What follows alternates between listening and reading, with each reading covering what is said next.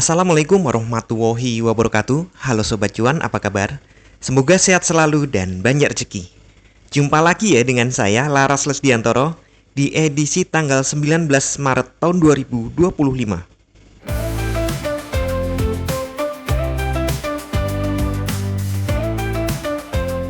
Kemarin market naik lagi. Iya, yang nonton video saya kemarin sudah saya sampaikan ya.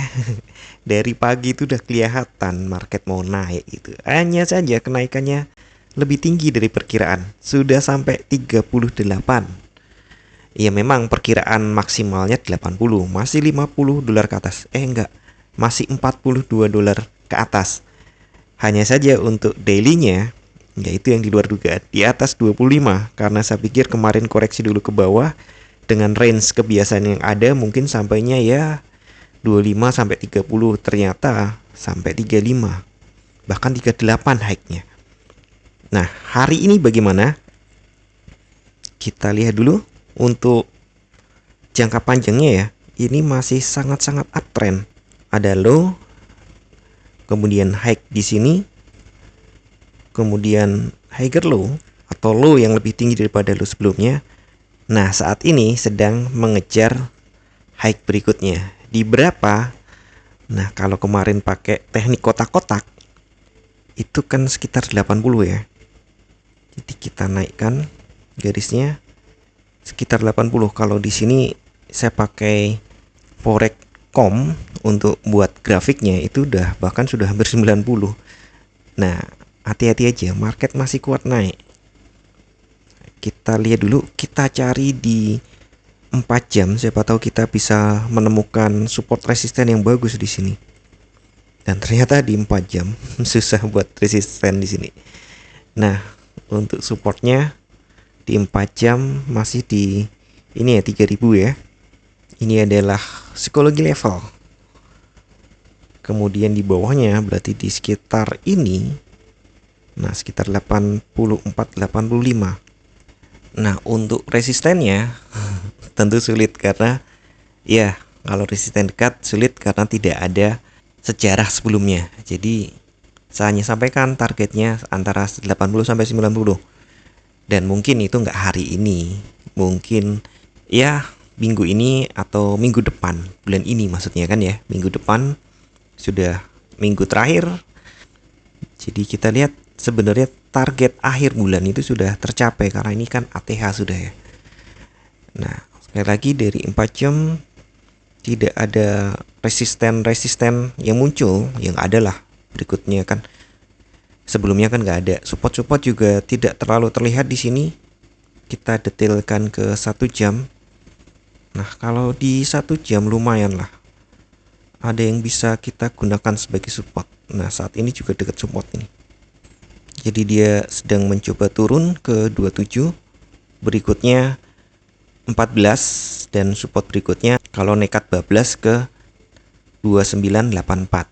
Nah, kita lihat di sini ya, tanjakannya dimulai di sini sih sebenarnya. Jadi kita lihat untuk ini retracement. Nah, retracementnya di sini. Sekarang sudah di retracement pertama sekitar 3029, ini 28, ya, kisarannya sudah. Kemudian resisten berikutnya 38,2% itu di 23.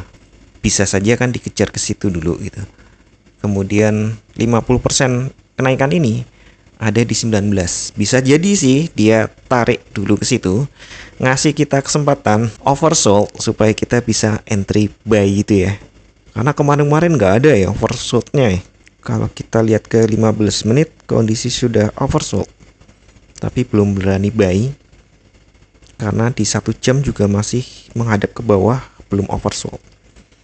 Iya, saya masih pegang buy sih karena kan secara umum masih jangka panjang, walaupun banyak yang Pak ini harga sudah terlalu tinggi saatnya sell. Ya monggo, tapi perhitungkan juga kekuatan dananya. Risk manajemennya harus diatur supaya nggak bablas angin nih. Nah, kira-kira seperti itu untuk kalender ekonomi. Nah, ini penting nih karena ya sampai hari ini nih sampai jam 12 itu tidak ada kalender ekonomi. Jam 12 malam ya. Saya sempat ditegur waktu itu ya, berapa bulan yang lalu lah. Jadi hari Rabu itu tidak ada kalender ekonomi. Tapi jam 1 malam, ini kayak hari ini nih, tanggal 19 kan ya. Tanggal 19 tidak ada kalender ekonomi, tapi jam 1 malam itu ada FOMC meeting. Risalahnya gitu loh. Termasuk ini jam 1 malam ada interest rate decision, keputusan suku bunga Fed, kemudian FOMC economic projection, dan Fed press conference itu ada di jam 1. Artinya sudah tanggal 20. Nah, saya pasang di laporan resume market pada tanggal 19. Ada yang protes. Pak, sekarang tanggal 19, kenapa berita tanggal 20 dipasang? Lah, tanggalnya loh 20 memang, tapi jam 1 pagi. Kalau saya pasang di hari berikutnya gitu, di besok, ya sudah telat kan? Sudah jalan gitu. Nah, ini konfirmasi aja. Banyak yang salah paham di situ. Nggak marah sih, geli. Oke, jadi kita tunggu.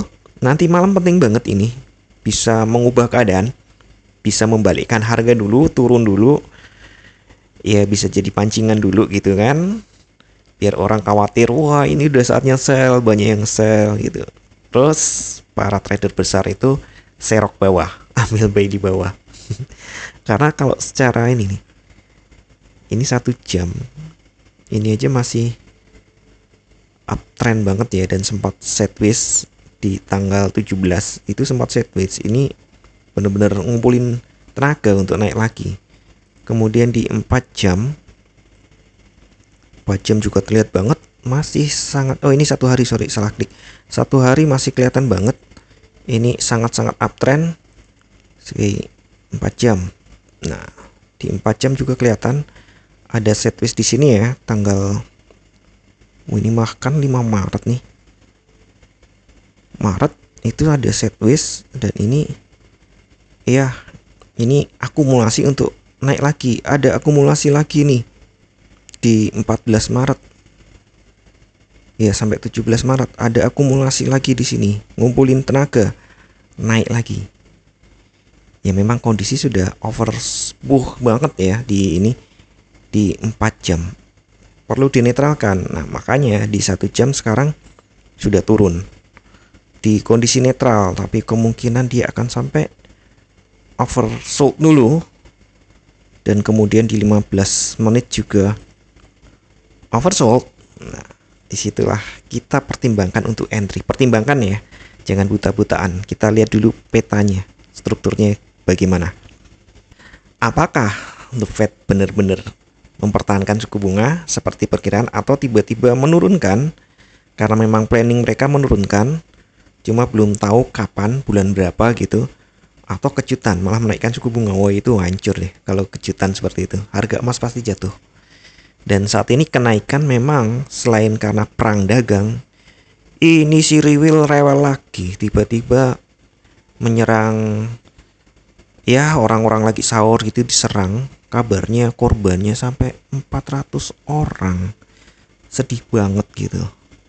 Jadi saya nggak tahu yang bela mereka itu gimana gitu loh. Bayangin kamu lagi sahur, tiba-tiba ada petasan besar ngancurin rumah kamu, dan kemudian kamu nggak tahu apa yang terjadi gitu kan ya, kaget. Dan ketika bangun langsung ada yang nanyain, man robuka. Aduh, sedih, jangan deh. Ya, semoga dunia segera damai kembali. Dan ya, karena kekhawatiran seperti itu biasalah akan menimbulkan keperluan gitu. Saya suka geli kalau ngomong kebutuhan. Ingat teman-teman Banjar. Kondisi buruk seperti itu akan meningkatkan keperluan akan safe haven, yaitu emas. Bahkan ini secara fisik pun tetangga sebelah itu yang jualan emas murni itu juga sering nempel stok habis. Kemudian kotak-kotak untuk ini, kotak kayu untuk pengiuran stok itu juga makin lama makin banyak. Itu saya lihat yang kosong, artinya isinya sudah dibongkar, ditaruh di halamannya. Artinya Lebaran kali ini orang lebih suka beli emas batangan daripada ya barang lain nih. Ya, Indonesia deflasi. Oke, sekali lagi untuk trading hari ini hati-hati ya. Ya, berapa hari yang lalu ada yang bilang udah simpan dulu tombol buy, waktunya sell, tapi tiba-tiba harga naik kan ya. Dan sebaliknya saya nggak berani bilang simpan dulu sell atau simpan dulu buy, jangan. Kita main cantik dulu hari ini karena ada berita yang mungkin akan membuat harga berbalik atau bahkan langsung melejit. Ya bisa aja sih ditungguin, nggak apa-apa, jam 1 malam kan sekalian sahur ya. Oke, sekali lagi saya ingatkan, tidak ada satupun analisa yang 100% benar.